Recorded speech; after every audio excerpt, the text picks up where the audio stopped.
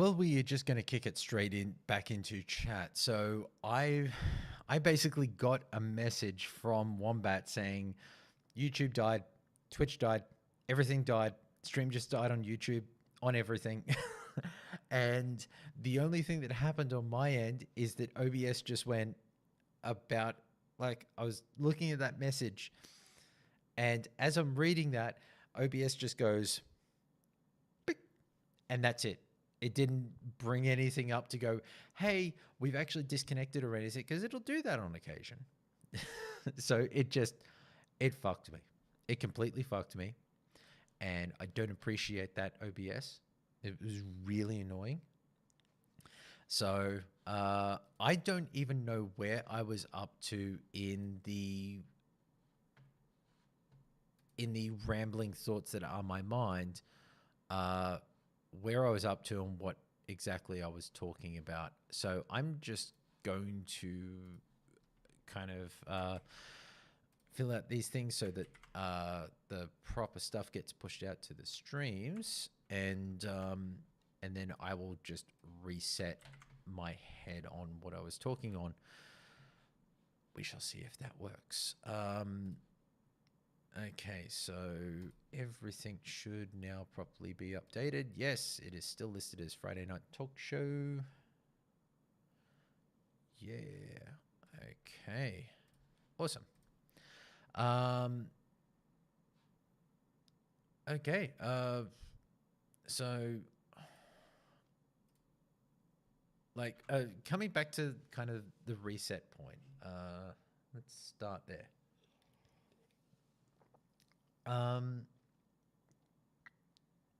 When it comes to the live service games and the games as a service,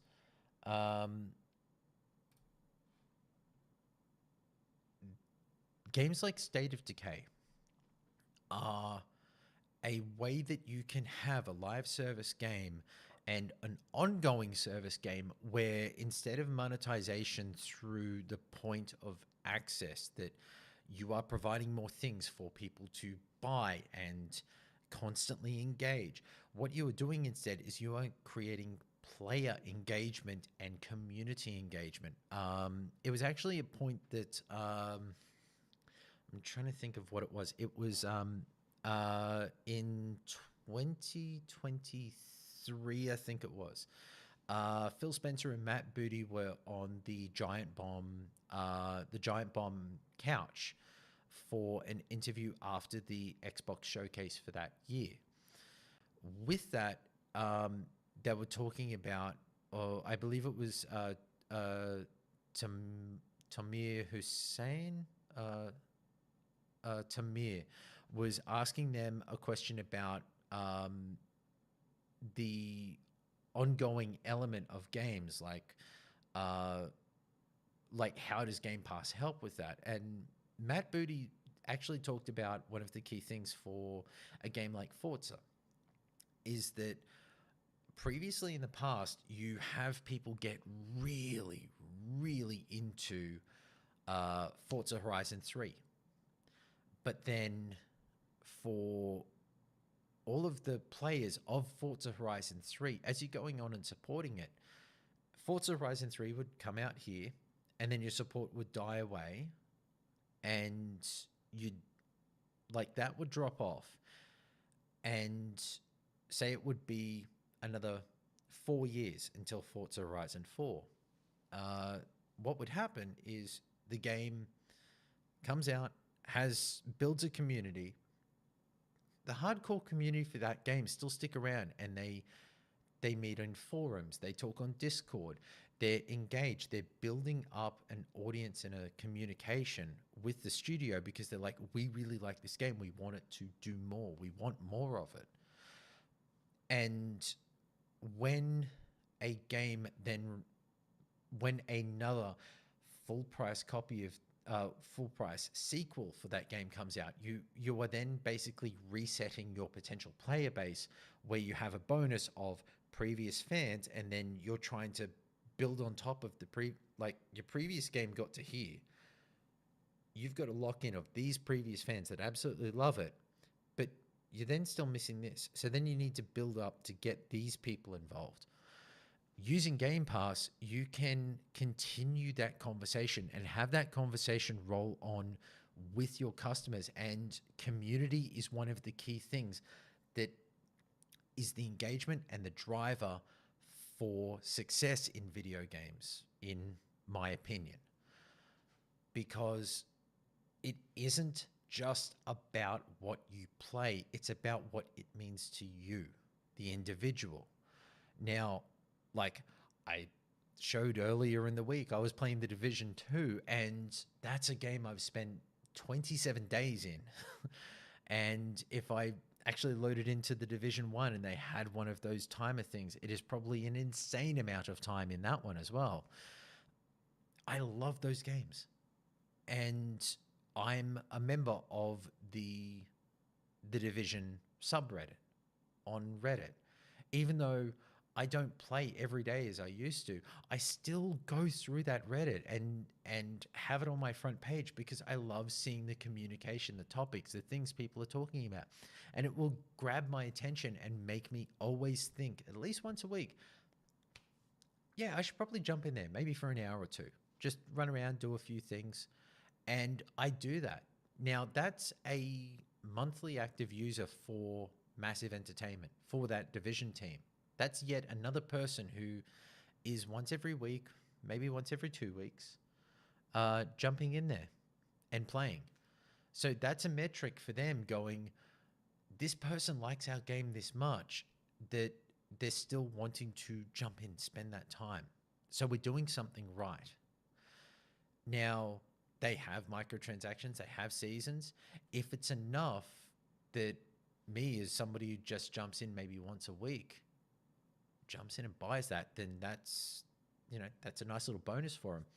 But if I don't, I'm still in the game. I'm still engaging. Yes, it costs them money for that continuing support, but it then helps build a structure to be able to make sure that when you do the next one, you're really building towards those people to get a consistent customer base that enjoys your games and feels that they are getting much more than they ever pay for, so that when the question comes up of, hey, there's a cosmetic, or hey, there's a season pass, or hey, there's an expansion, whether it's a story expansion, whether it's just multiplayer stuff, whether it's just a pack of skins, if you feel that you've gotten way much more, if you feel that you have gotten hundreds of dollars worth of value out of a game that you've paid $100 for, and then they come out with an expansion, you are more likely to go, these fucking devs, they absolutely deserve it. I'm willing. You then have that position where you can just go, I think that these guys are on the right track. They're doing a great job. I've played this game so much. I still really love it. Yeah.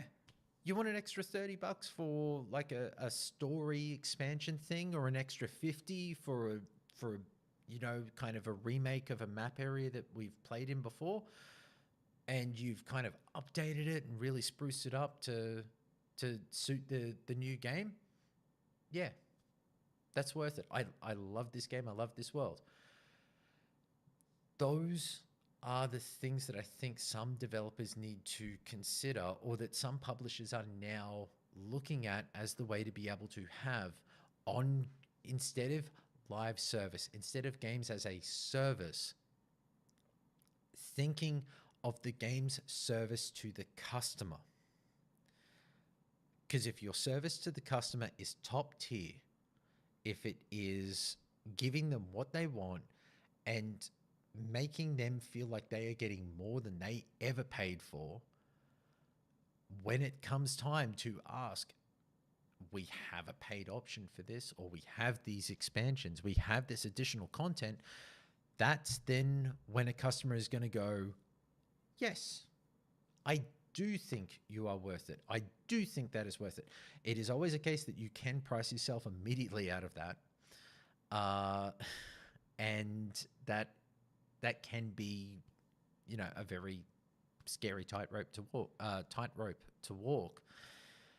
But I I honestly think, and it is still all my opinion, that a tough part for a lot of these live service games that have been cancelled recently, when it comes to Concord and a lack of performance for that game, when we look at things like The Last of Us Online or these current games that have been shut down, when thinking about the titles as they are, can you think of them as anything less than just a multiplayer kind of Monster Hunter Wilds-esque or First Descendant style third-person RPG-ish game where you can all play and do raids, where the entirety of customization or engagement would be in packs and costumes and different things based around the IP of that platform? Because that's unfortunately all I see falling into those molds. I'm not seeing the games or these ideas being fleshed out or developed to an idea where you just go, no, we're just putting this game out and we're not worrying about monetization. We're wanting to build the right style of game so that when we work out the right way to be able to monetize it, which is that we've built out everything, we know that this is rock solid, and that we have our plan for content as we're going forward, then we can look at that content, look at the engaged audience that we have and go, what's the thing that will get us that little margin that we need for everything to keep going? And that is a very tough needle to thread. But, maybe for some of the games as a service titles, we need to just kind of step back a little instead of trying to push for the kind of classic way of it all. We must have games, we must do big experiences, we must have battle passes and everything else. We need ongoing money rolling in. No, what you need is people jumping onto your fucking platform to play. Because people are jumping onto your platform and they're playing, but they're playing everybody else's game. They're not playing yours. And maybe you should focus on getting them playing your game first before you start trying to squeeze $1 out of them for playing your game. I don't know. Feel like I almost kind of did that rant off that kind of would have been the perfect point for the more you know star to come across, and then the video kind of smash cuts to like and subscribe. Maybe I should have just done that as that.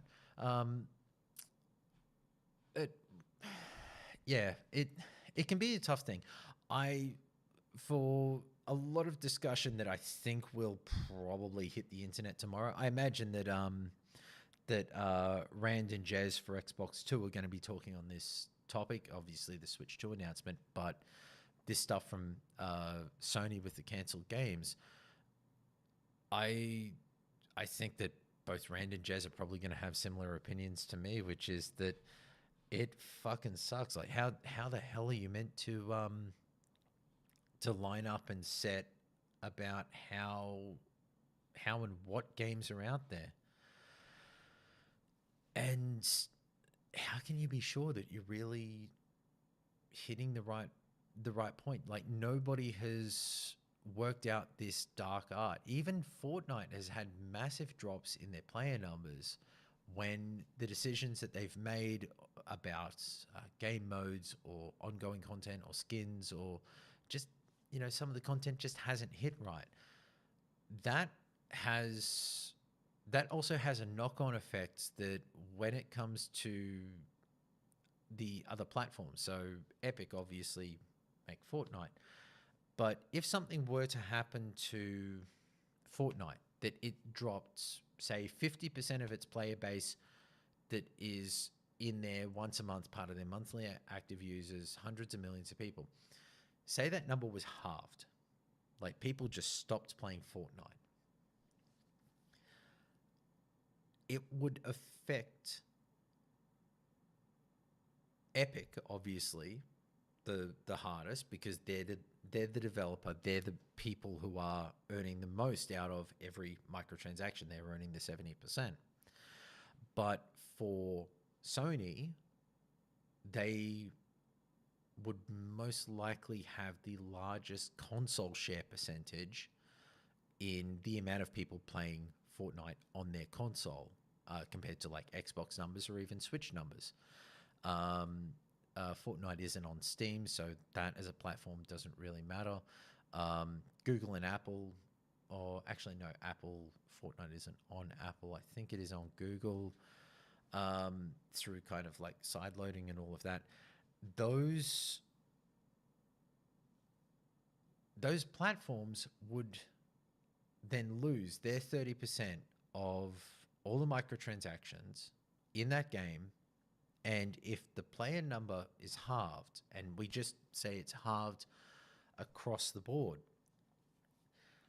Sony would then lose, well, Sony and Xbox would both lose their 30% of all of those microtransaction spends in their platform.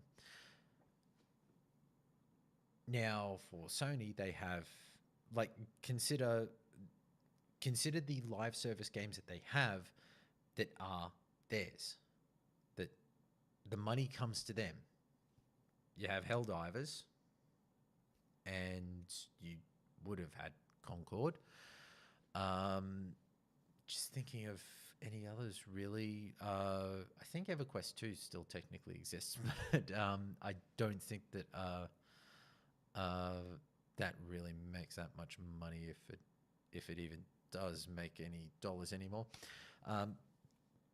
Those, like, if Fortnite were to disappear, then you've only got Helldivers as an ongoing kind of microtransaction base. Then you have COD and Roblox and Minecraft and everything else. But when you then look at, if Fortnite were to disappear, and say that 50% of Fortnite players went and were scattered to the other free-to-play, or the big five. So your Maddens, your FIFA, your Apex, PUBG, COD, Minecraft, Roblox, Rocket League. COD and like Call of Duty and Minecraft are both Xbox. So that's microtransaction money going straight to their pocket. So they're getting the 70% from every microtransaction, plus they get the 30% from people purchasing inside their own ecosystem, which can be PC or on phone or on their console directly.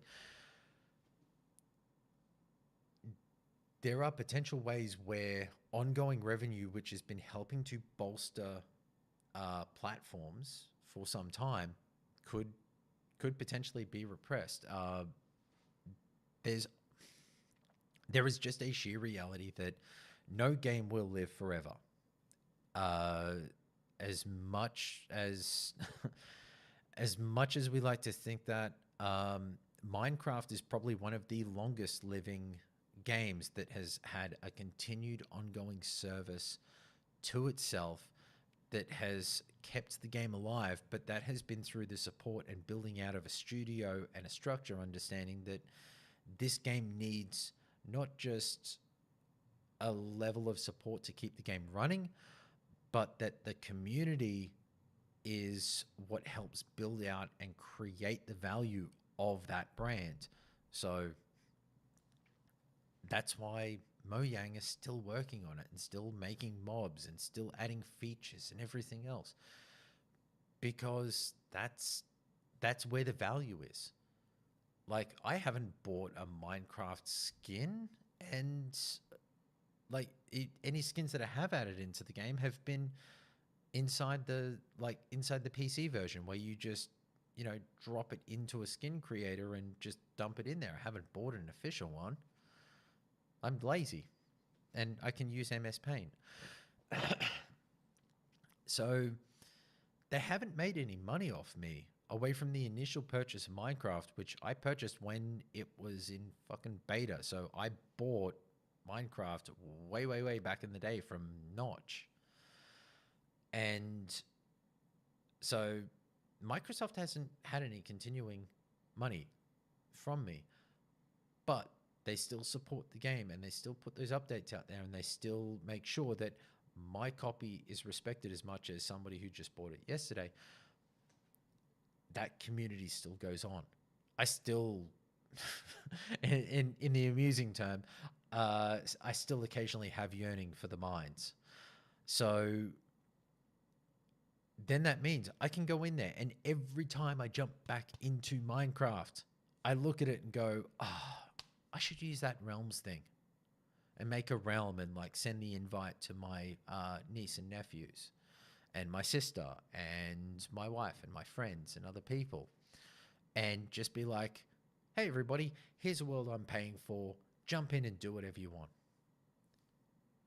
Every fucking time I think about Minecraft, I always think of doing that. That is a service and an option that is always there. But it's about the fact that Minecraft is such a well-served game that those options seem reasonable, because you go, that's not a bad thing. I paid I paid $15 for Minecraft back in the 2000 somethings. I could give them another $7.95, or I could buy like the Realms access for a year and just let it go. The quality of the game and the support of the game and the community built into the game by developers who care help build out and create a game that has a way to live past itself, that then has a better shot at going, we're doing this expansion, it's going to be $20, please don't hurt us. Like, it's a bit of a cringy thing to see that when you've got some really great developers out there who are doing fantastic content, and they want to go out there, they want to support their title more, they want to make sure that people are having fun. And that's the biggest thing. They want you to have fun, and they're like, what else can we put into the game to make it better for you? But when it comes to that point of asking for money for it, they almost feel that they have to front load everything. That's where I think we're starting to see that disparity with how indie games support and really give the customer a great sense of value for the product that they're receiving. And it's where the AAA is only now just starting to, well, no, I won't say now just starting. I think some of the Microsoft studios have been working on that basis, and in a very smart, well thought out way. And Arrowhead Studios, I will say, have had some stumbles, fits and starts, but they are probably the closest to cracking the nut on that thing. I still am not a fan of the fact that their war bonds are each of the war bonds that you pay for is a certain amount of money, and then you have to play to get the medals, to unlock the things inside there, when it can be tough to collect medals when just playing by yourself, because some of us don't have large friend groups to be able to go wipe out everything. And as you go up in the difficulties, you need that slightly better equipment. It can be tough to jump in and do those further things. I think it's the right idea. I think there's some refinement, especially with prices, because the idea of every 3 weeks, every 3 to 4 weeks, or 4 to 6 weeks, $10, $10 US, which is like $15 Australian. That's a that's a just that little bit too much. Um, I understand it and I get it. Like they're paying for a lot of fucking servers, but it it's just outside that realm, just outside that realm of comfort. Because I think if you're gonna ask for something, you need to make sure that when you're asking for that something, you deliver it to the customer in that moment. If it's going to be a battle pass that somebody has to unlock, then don't define it by their performance in the playing of the game or finding of these items. It should just be a linear element of, we're going to unlock levels. So if you've spent X amount of time, we're going to unlock levels. If you've performed really well, we're going to give you little bonuses to these things. If you found these bits and pieces, then we're going to add bonuses so that you unlock these things quicker, rather than trying to lock everything down to, if you have found these medals, so you've gone down to this mission, run around, grab these things, and just done this thing, you've now got 5 medals. That's great. But it then doesn't correlate into the unlocks for everything else in the game, which is your orbital strikes, and then it becomes the moment that you start having 3 or 4 different currencies or elements to stack up to be able to unlock the things that help you then play the game, it feels a bit like duck soup, just pandemonium, because how do you then target what it is you want to get? But that's the complexity of all of these systems. Much smarter people than me work on building these economy elements. And I'm not going to tell them they're wrong. I'm just going to say it is still confusing. And I'm a sheet metal worker and I design shit all day. And if I can't look at it and go, I know how to tackle these things, I know where to go and what to do in the time that I have to be able to play the game, and I can understand how to play the game, but I can't navigate that, then that's a potential problem. But again, sheet metal worker, not a game designer. Those guys, game designers, and damn good ones at that. So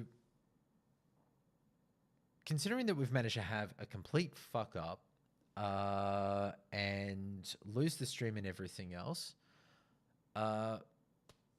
I'm pretty happy with this. We've cracked on for about an hour 15 or so, and kind of covered the news. I was tempted to just kind of crack on tonight until such point that something made me go, oh, we could do this. Oh, we could do that. I would rather not overstay my welcome, in a sense. I like doing these little streams, just little bits and pieces, and as we go, slowly getting better. So we'll probably call it early tonight. However, I'm trying to think of how to put this. In about 12 hours' time, potentially, at around roughly 9:30 a.m., 10 a.m. Australian, I will be going live, probably piggybacking off the Xbox 2 when they finish tomorrow, as I've just wanted to try and do a stream during a point in time when the American audience is actually there, because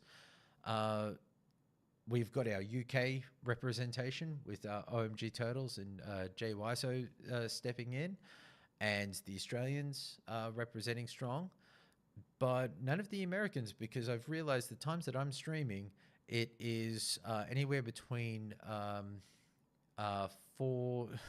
about 1 to 4 in the morning over there. So I'm going to change that up so that I think around that time it'll be 2, 3, maybe 2 or 3, 4 o'clock in the afternoon, and it will actually be a Friday for them. So we might see if we can snag a few other people in here, and if possible, I might reach out and if anyone's up to chat afterwards, then we'll throw them in the Discord, have a bit of a natter. So it's pretty much just going to be a bit of a rolling on as we go, and potentially for that, if not, if I don't have anybody join me, then I'm actually going to jump into a bit more of the Division 2, I think, maybe. Well, we'll see how we go. I might just continue to try playing games and not getting myself so distracted that I end up getting killed because I'm focusing too much on what I'm saying and not on the big burly dude with the sledgehammer chasing me down the street. Okay, so we'll leave it there for tonight, but I want to say thank you to everybody who came by, and thank you for everybody who chatted, and even if you just pop your head in for a few minutes and say hello, I really do appreciate it. If anybody is watching through on Twitch, I think when I finish and somebody that I follow is live, it might send you or recommend you their streams.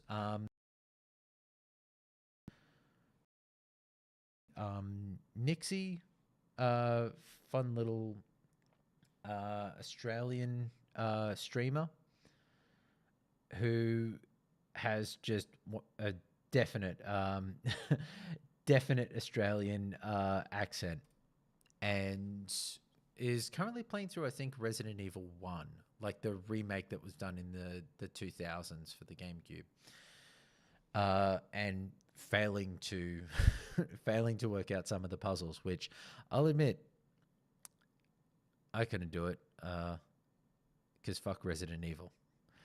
All right. Thanks very much, guys. We will catch you in probably around about 12 hours time. But thank you very much for being here tonight, and we'll see you next time.